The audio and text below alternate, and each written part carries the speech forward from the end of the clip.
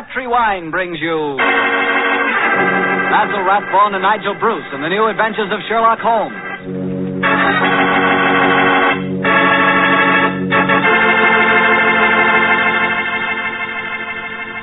The Petri family, the family that took time to bring you good wine, invite you to listen to Dr. Watson tell us another story about his old friend, that master detective, Sherlock Holmes.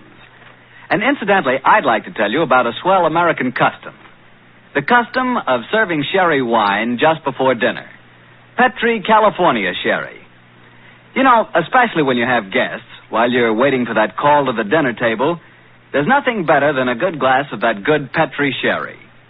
You don't need fancy glasses for Petri sherry. No, sir. That wine tastes good out of any glass. And it looks good, too. Beautifully clear and the color of precious amber. Just try that Petri sherry and you'll feel like smacking your lips after every sip. Oh, and say, Petri makes two kinds of sherry. The regular sherry and Petri pale dry sherry. Just to make sure you get the perfect sherry for the whole family, don't buy one, buy two. But do be sure the sherry you buy is Petri sherry. Petri, the proudest name in the history of American wine.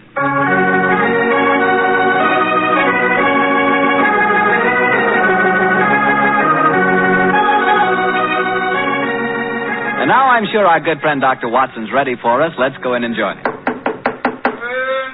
Come in. Oh, there you are, Mr. Bartell. Good evening, Doctor. Say, where are the puppies this evening? Mr. Bartell, don't you think it's about time you began to refer to them as the dogs? They're almost a year old, you know. I stand corrected. Where are the dogs this evening? Well, they had another furious battle with a dead seal on the beach today. My housekeeper, Mrs. West, is giving them a much-needed bath. They certainly have an aversion to seals, don't they? Well, Doctor, are you all ready with tonight's new Sherlock Holmes adventure? Yes, my boy, and as yesterday was St. Patrick's Day, I decided to tell you a story that took place in Ireland a few years before the turn of the century. I imagine that you've heard of kissing the Blarney Stone, haven't you? Oh, yes, Doctor, though I've never understood exactly what it meant. Well, let me explain it to you, because the ceremony plays a very important part in the story tonight. Blarney Castle is an imposing 15th century ruin a few miles outside the town of Cork. The castle is many stories high, and in the foremost tower, the famous Blarney Stone is situated. What's supposed to be the point in kissing it, Doctor? The stone is considered a powerful talisman, and the legend runs that whoever kisses it is endowed with eloquence for life. Say, Doctor, if I ever get over to Ireland, I'll certainly kiss that stone. But you're such a storyteller yourself, Doctor. How about you've kissed it, huh? No, Mr. Bartell. I'm afraid I never had quite enough courage. Courage? Well, why does it need courage, Doctor? Well, because the Blarney Stone is set in a most inaccessible position on the outside wall. To kiss it, it is customary to lower the candidate for eloquence over the rampart, head foremost, with a friend hanging on to his heels. From the top of a castle? It does sound dangerous, Doctor. Oh, it was, my boy. So much so that in recent years, a great row of iron spikes was put round the parapet to prevent an accident. Though, of course, at the time tonight's story took place, there was no such guard. And I have a feeling that an accident did take place, Doctor? No, Mr. Bartell, let me tell you the story from the beginning. Sherlock Holmes and I were staying in the city of Cork, where the great man had just solved the singular affair which the local press had referred to as the Leprechaun Murders. A few days before our departure for England, we paid a visit to Blarney Castle. I must confess that I had a certain desire to test the miraculous powers attributed to the Blarney Stone. I very soon changed my mind, however, as Holmes and I stood there, high on the turrets of Blarney Castle, and watched a terrified initiate being hauled up by his ankles and yelling at the top of his voice. Pull me up! Pull me up quickly! I think I'm going to faint! Great Scott, I had no idea that kissing the Blarney Stone was such a hazardous proceeding, huh? Yes. It would seem that eloquence could be more easily obtained than by hanging suspended by one's ankles from a battlement with 100-foot drop below and kissing a piece of stone. Oh, I'll never do that again. Oh, I'll never. I must say, I don't blame the fellow.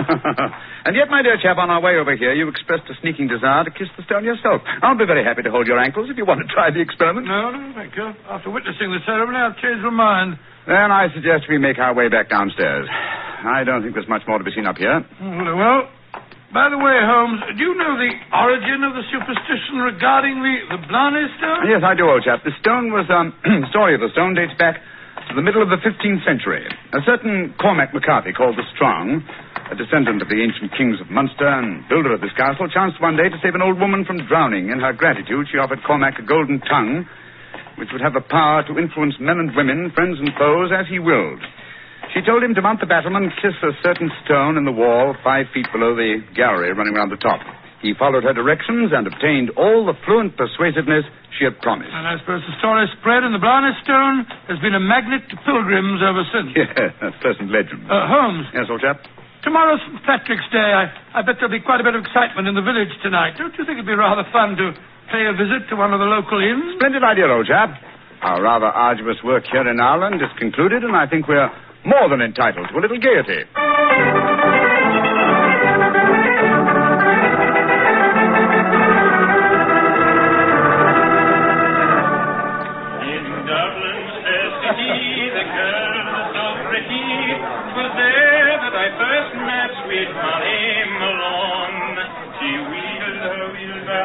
Charming, quite charming. A waiter and singing at his work. Singing very well, too. Just the same, I wish someone would come and take our order. Oh, there's a barmaid. I'll see if I can catch her eye. Hi, Miss.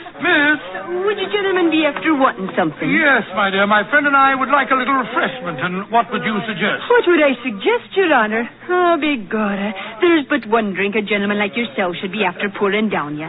And that's the cream of Connemara. Whiskey that'll soften your heart and make you glow with a good feeling so that the little people will be after visiting you. It sounds delightful. Bring 2 glasses, will you? Yes, Your Honor. Yes, Your Honor. I must say I never heard an English barmaid go into such rhapsodies over a nip of whiskey. No, the Irish are distinctly more colourful in their speech. It's an interesting fact, though, Watson, that the Irish are curiously unrewarding in the criminal world. England, Scotland, America, Australia have all produced classics of crime, but the Irish murders, almost without exception, have been purely physical, affairs of hot blood. You say that rather regretfully, Holmes. No, my dear chap, no. I say, Watson, look at this rather florid-looking gentleman coming towards our table. It looks to me as if he's a little under the weather. You fellas have got to have a drink with me. Oh, thank you, sir, thank you, but we've just ordered one. Well, you've got to have it with me. I went to the races at Cork today and made a killing. I'm going to buy all the drinks here tonight. I'm afraid that... Nothing to be afraid of. I'll sit down with you for a moment. My name's Hankin, Geoffrey Hankin. What's yours? Mine is Holmes, and this is my friend, Dr. Watson. How do you do, sir? How do you do? Your Honors, that'll be 1 and 6. Here, I'm paying for these. Here, half a crown, and you can keep the change. Oh, blessings on you, Your Honor. Oh, well, if you insist on paying for our drinks, Mr. Hankin, here's your very good health. Yes, indeed. You're both English, aren't you? Yes, sir?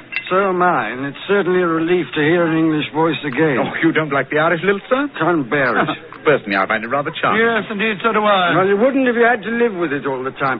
Sometimes I think that if I hear one more Irish tenor singing Molly Malone or one more reference to the little people, I shall go raving mad. You live in Ireland, sir? Yeah, I have to. I own a half interest in the Tweed mill here, you see. In any case, my wife's Irish and she thinks there's no other country in the world, so I suppose I'm stuck here. See that couple sitting at the table over there? You mean the fellow with the very beautiful girl? Yes. Man's Michael Corcoran, my partner. Oh, the girl's absolutely ravishing. You'd like to meet her? I'd like to, by George, yes. What do you say, Holmes? Oh, very well, Watson. The combination of my natural curiosity and your taste for a pretty face would seem to suit the occasion admirably. I might as well warn you, Doctor, that the pretty face belongs to my wife. Your wife? Oh, good gracious me. I'm sorry. I didn't mean to... Oh, you better bring your glasses with you.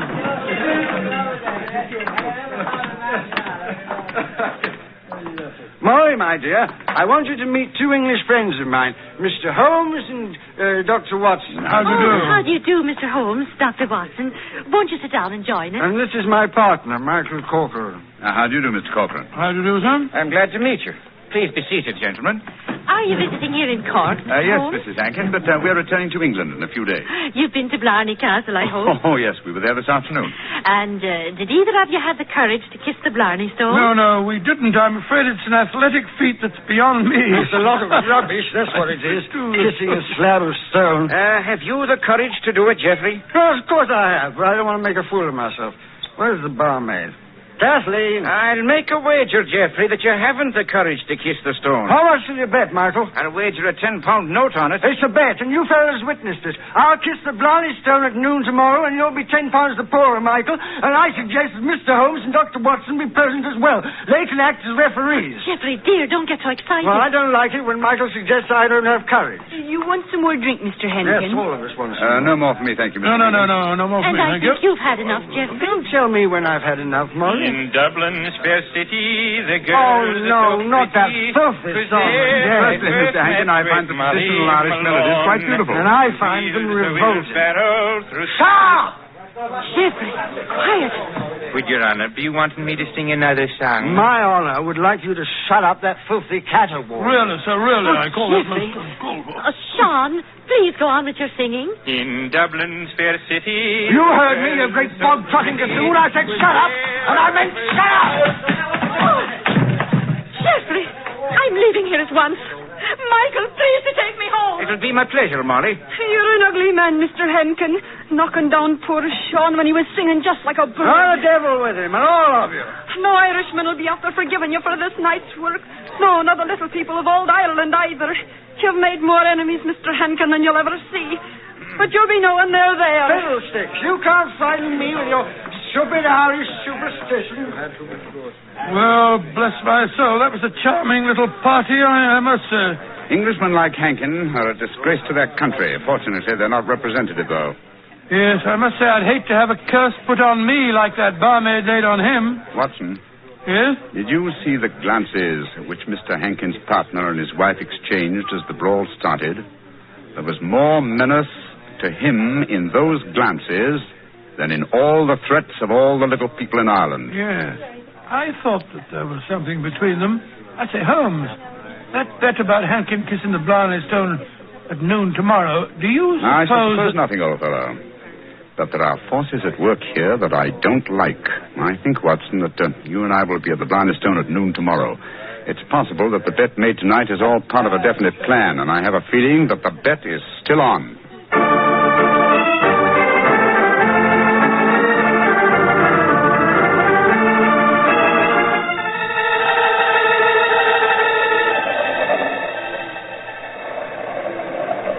Quite windy up here today, old fellow, at the top of the tower, isn't it? Yes, it's just past noon. I wonder if that man Hankin is going to keep to the terms of his bet. We shall soon learn. In the meanwhile, are you sure that you wouldn't like to change your mind and kiss the Blarney stone yourself? I'm quite sure, thank you. Ah, here they come now. Yes. Hankin and his partner, Mr. Corcoran. The bet is on, Watson. Good day to you, gentlemen. Oh, hello. My friends from last night. Well, I see you're going through with the bet, son. Oh, yes. Geoffrey set his mind on the £10 of mine. Your wife didn't accompany you, Mr. Hankin. No, she didn't. I'm afraid I'm rather in disgrace for my behavior last night. Molly made me go round and see that waiter fellow that I hit. I offered him money, but he wouldn't take it. Did you offer him an apology? Apologize? To a waiter? I should say not. Well, come on, let's get this stupid farce over with. Are you sure your nerves can stand it, Geoffrey? There's a drop of 100 feet or more below you. Oh, don't worry about me, Michael. Just hold on to my ankles tightly and don't let go. I'll climb onto the parapet. There we are. Now hold on to my feet, Michael, and lower me gently. I'm holding you, Geoffrey. Then lower away. Right you are, Geoffrey. Great Scott, I wouldn't do that for £100. Sliding head first down a vertical wall. That's enough, Michael. I can reach the stone. Oh, his boots. They're slipping through my fingers. I can't hold it. Let me help you. I'm slipping. Pull me. Hold on to him. Hold on to him. Oh, he's gone. I just couldn't hold him. Great heavens. No man could survive that drop. Mr. Corcoran, you deliberately let your partner slip to his death. This is murder. But I don't understand. I'm a strong man. But he just vanished out of my hands like a greased pig. Let me see your hands, Mr. Corcoran. This is dreadful. Dreadful. There's grease on your hands. Grease. And with a faint trace of boot blacking. Good Lord, Holmes, that It means, that... Watson, that someone, knowing that Hankin was going to kiss the Blarney stone, smeared his boots with grease so that he would slip out of the grasp of whoever was holding him. As clever a method of indirect long-distance murder as ever I've encountered.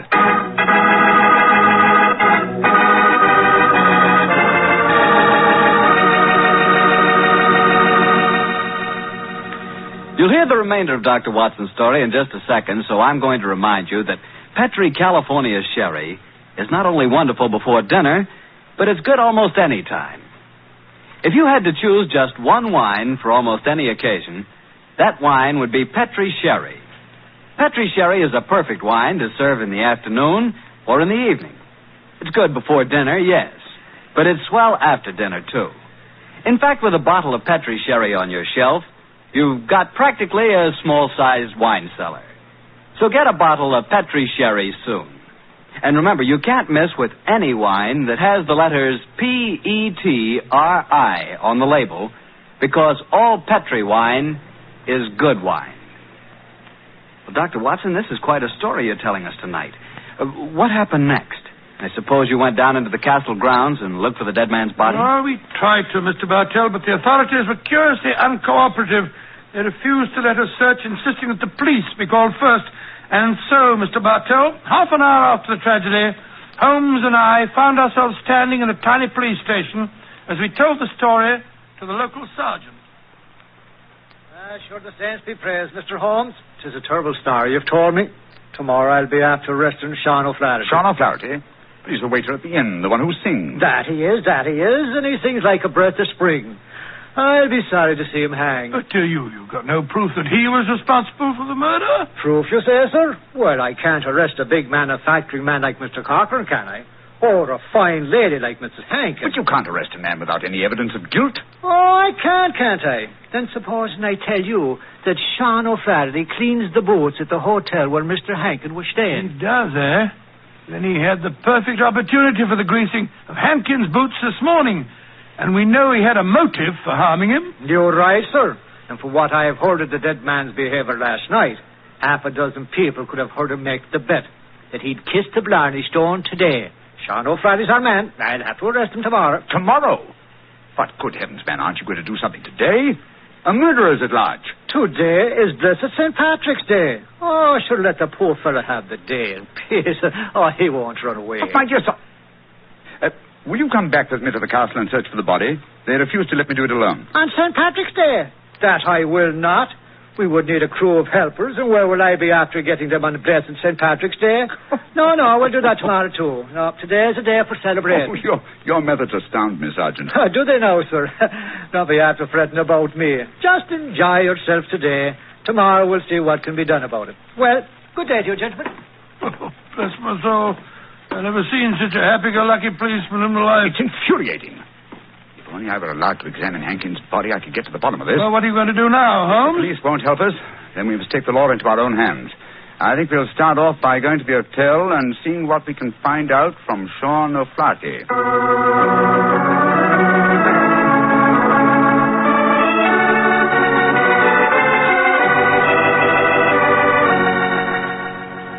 I was going to Ballinure a day, I well remember, for to view the lads and lasses on the 5th of November with a meringue-do-a-day and a meringue-do-a-daddy. Oh, your honours would be after speaking to me, Sean O'Flaherty, perhaps? Yes, Sean. Did you know that Mr. Hankin, the man who struck you last night, was dead? Dead? Well, if ever a man deserved to be beneath the sod, 'twas Geoffrey Hankin himself. A mean, ugly man. The saints be praised that he's gone. How did he die, sir? He was murdered. Murdered? Well, bedad, I'm not surprised to hear it. Who murdered him, sir? At the moment, the police seem to think that you are the culprit. Myself? Well, how would I be after murdering the man, sir, when I don't even know how he died? He died when he fell from the top of Blarney Castle as he was trying to kiss the stone. He fell because Mr. Cochran, his partner, couldn't hold on to his feet. His boots had been greased. And we know that you have been cleaning his boots, Sean. That I have, sir. I cleaned them this very morning.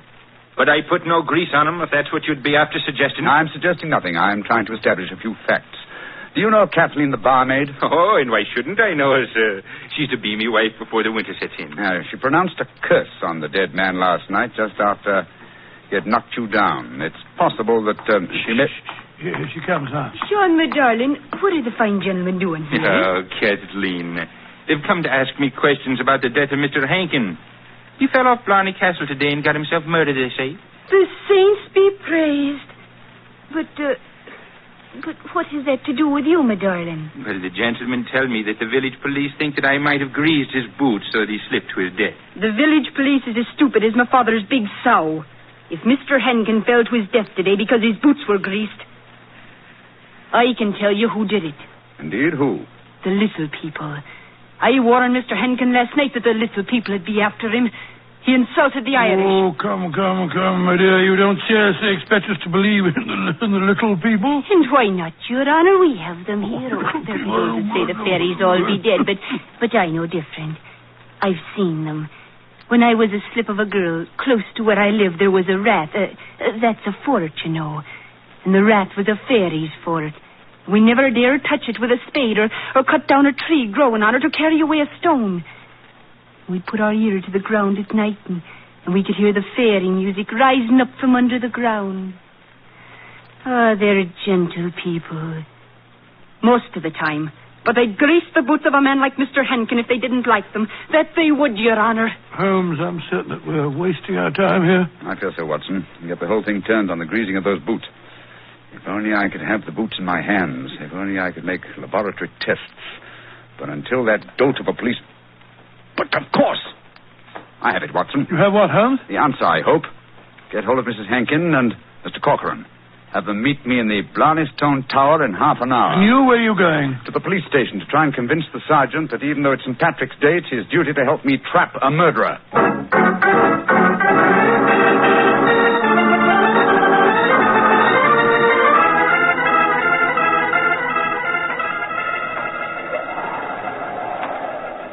Do you know, Mr. Holmes, you're an obstinate man. It's blessed St. Patrick's Day, and yet you insist that we meet here on the top of Blarney Castle.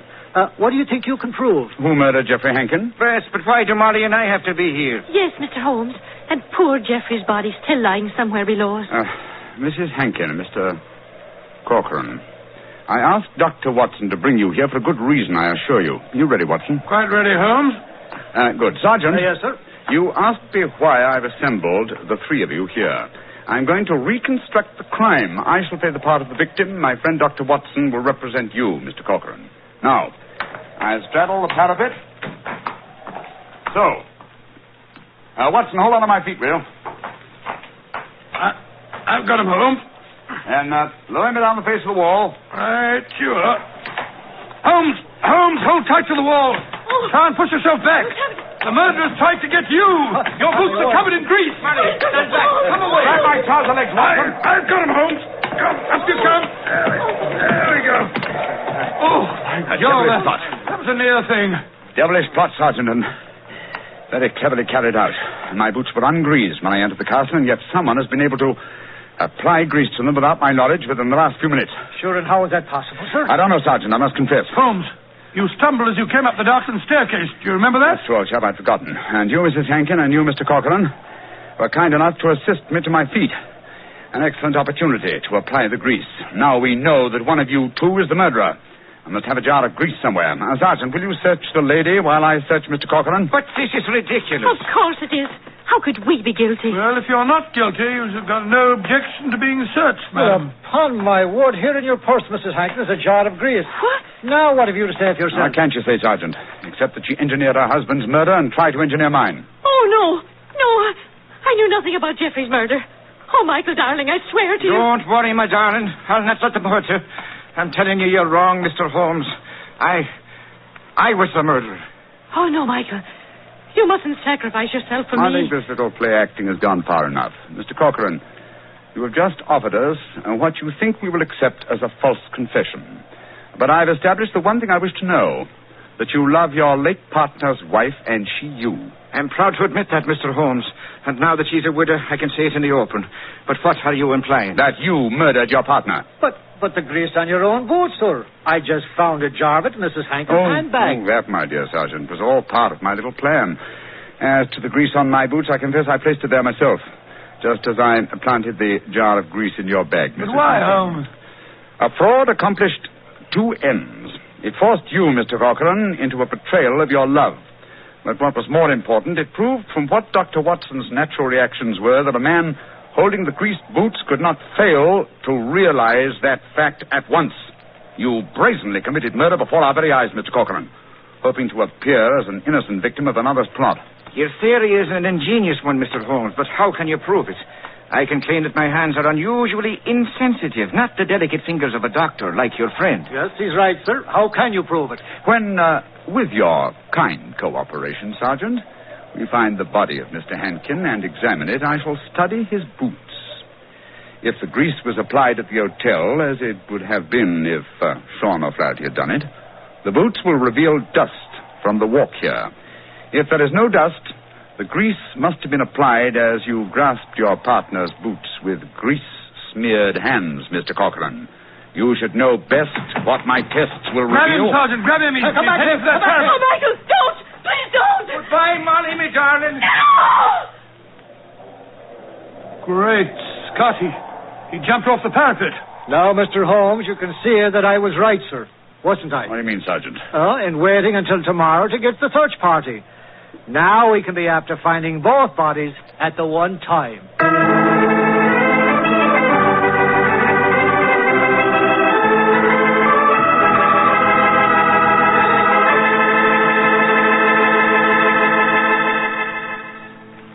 Well, Doctor, that was really an unusual story. Yes, even now I get a bit of a shudder when I think of that afternoon at the castle. I don't blame you.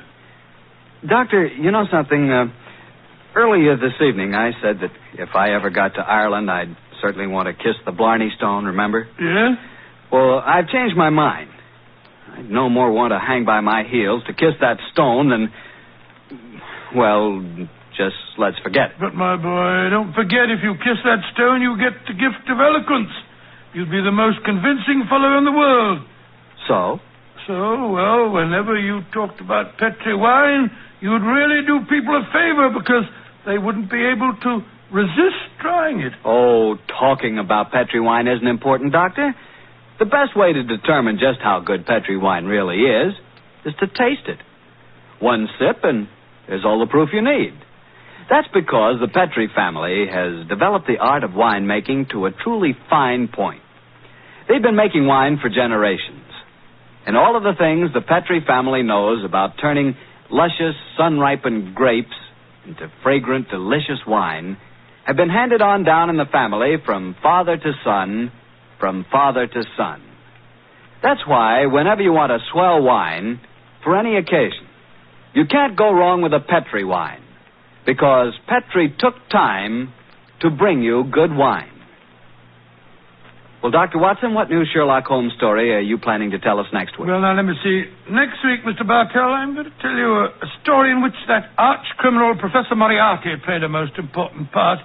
It deals with the theft of a famous painting, of a strange night that Sherlock Holmes and I spent trapped in the interior of a giant metal vault, and of mysterious bloodstains in an empty room.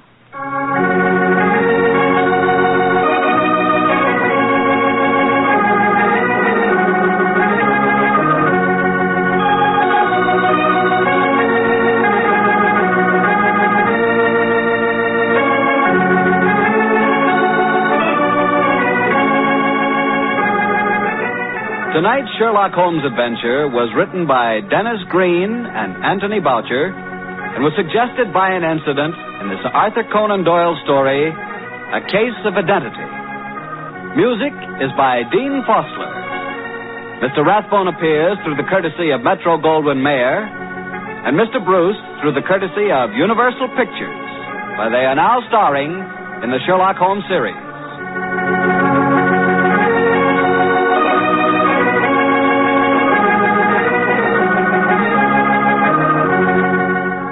Petri Wine Company of San Francisco, California, invites you to tune in again next week, same time, same station. Sherlock Holmes comes to you from our Hollywood studio.